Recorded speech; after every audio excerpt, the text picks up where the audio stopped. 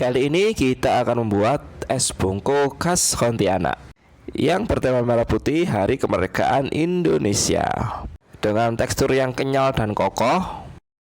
Tapi kalau sudah di mulut ini gurih dan lembut banget. Dikombinasi dengan enaknya kuah gula merah, disajikan hangat enak, disajikan dingin makin sip. Yang istimewa, ikuti terus dan tonton sampai habis. Langkah pertama, kita bisa siapkan wadah. Kita akan buat isiannya yang tadi warnanya merah putih ya. Masukkan 1 saset tepung hangui, ini beratnya 95 gram. Tambahkan setengah sendok teh garam. Lalu 100 gram gula pasir atau setara 8 sendok makan. Bisa kita aduk dulu beberapa bahan ini. Sekiranya sudah tercampur, kita bisa masukkan 700 ml santan dengan kekentalan sedang. Santan instan juga boleh dengan takaran 500 ml air dan 200 ml santan instan. Dan bisa langsung kita aduk.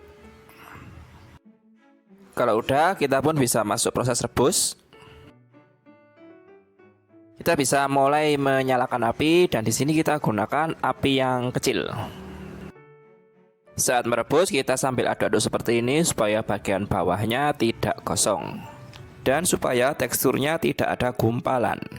Kalau kita perhatikan di bagian pinggirnya sudah meletup-meletup. Kalau seperti ini, kita tambah kecepatan mengaduk supaya matangnya lebih merata dan tidak gosong bagian bawah. Nah, kalau kita perhatikan teksturnya sudah mulai berubah menjadi kental ya. Kalau sudah seperti ini, kita bisa matikan api dan kita bisa siapkan cetakan. Kita akan cetak. Di sini sudah saya siapkan cetakan dan di sini cetakan kita olesi dengan minyak dulu supaya nanti mengeluarkan dari cetakannya lebih mudah. Dan pastikan cetakan ini tahan panas. Kita bisa langsung tuang dalam cetakan. Kita tuang setengah dari adonan saja, karena di sini kita akan pakai 2 warna. Dan ini kita bisa sisihkan dulu. Di sini karena temanya merah putih, kita bagi 2 ya. Yang putih sudah beres, sekarang tinggal warna merahnya. Untuk memberi efek warna merah, di sini saya beri pewarna makanan 1 tetes. Bisa kita langsung aduk. Sepertinya warna merahnya kurang pekat ya. Di sini saya tambahkan beberapa tetes lagi supaya warna merahnya lebih pekat. Jadi untuk total keseluruhan totalnya sekitar 4-5 tetes. Sekiranya warna-warnanya sudah tercampur, kita bisa siapkan cetakan untuk warna merah ini. Jangan lupa kita olesi minyak dulu supaya nanti mengeluarkan dari cetakan lebih mudah. Bisa langsung kita tuang. Adonan warna merah dan putih udah beres. Kita biasa diamkan dulu biar teksturnya kering, atau ingin lebih cepat bisa kita masukkan kulkas. Sambil menunggu dingin, kita bisa buat kuahnya dulu. Kita bisa siapkan 200 gram gula merah yang sudah dipotong kecil-kecil. Lalu 1 helai daun pandan. Lalu setengah sendok teh garam. Tambahkan juga 600 ml santan. Dan bisa kita rebus. Kita bisa siapkan kompor dan bisa menyalakan api dulu. Saat merebus, sambil kita aduk-aduk seperti ini supaya gula merahnya ikut larut. Kita akan rebus ini hingga mendidih. Nah, ini sudah mendidih, gula merahnya pun sudah larut. Kita bisa matikan apinya dulu. Supaya isinya lebih variasi, di sini kita tambahkan beberapa potong nangka, sekitar 4 buahan. Kita akan potong ini kecil-kecil.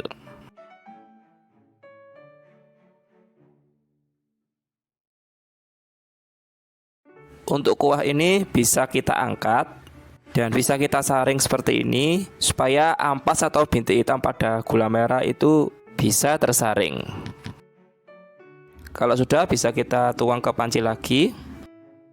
Dan bisa kita masak lagi hingga mendidih. Bisa sekalian kita masukkan nangka yang sudah kita potong-potong kecil tadi. Dan bisa sambil kita aduk-aduk. Kalau kita perhatikan ini sudah mendidih. Kalau begini, kita bisa matikan api dulu dan kita tunggu ini hingga suhunya dingin dulu. Nah, ini sebetulnya udah dingin. Ini tadi sudah saya masukkan kulkas selama 1 jam. Kita bisa keluarkan dari cetakan dan kita potong kecil-kecil. Karena sudah kita olesi minyak, mengeluarkannya pun jadi lebih mudah. Kita bisa langsung potong kecil-kecil sesuai selera ukurannya.